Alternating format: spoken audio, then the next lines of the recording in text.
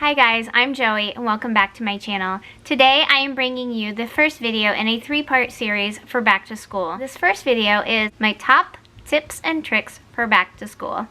These are things that we do to establish routine and get the areas in our home ready for back to school. So let's get started. The first thing that we do is we start to establish about 2 weeks before school starts a nightly routine. In order to get their bodies ready to get up for school the next morning, we start to move up their bedtimes about a half hour each week.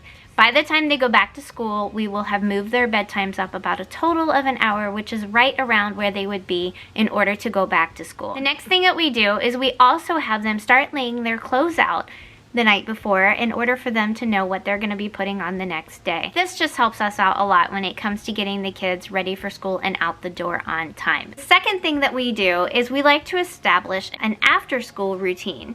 They will take their lunch boxes into the kitchen and throw away any trash that they may have and any unopened food they can put into our after-school snack bin. When it comes to their emptying out their backpacks, typically, my younger one has a folder that he will have to bring home every single day. That folder has a designated spot.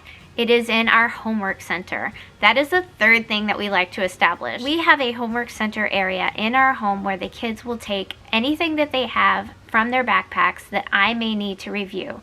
They each have a designated spot in the homework center for them to put any paperwork or anything that I might need to fill out or sign.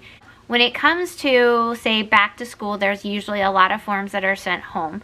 This is the area where my kiddos will put all of their forms. I will find it, I will fill those out, I will sign them, and then for my older children, they will take those forms and put it back in the folders or the binders that they're required to have them in.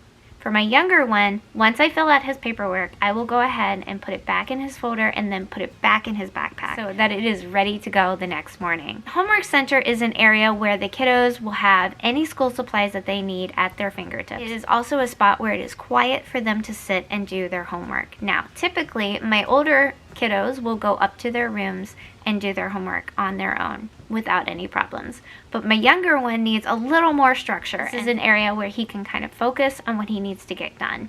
Lastly, I like to have school shopping done about 3 weeks before school starts. I have been one of those moms where I have school shopped about a week to a week and a half before school starts.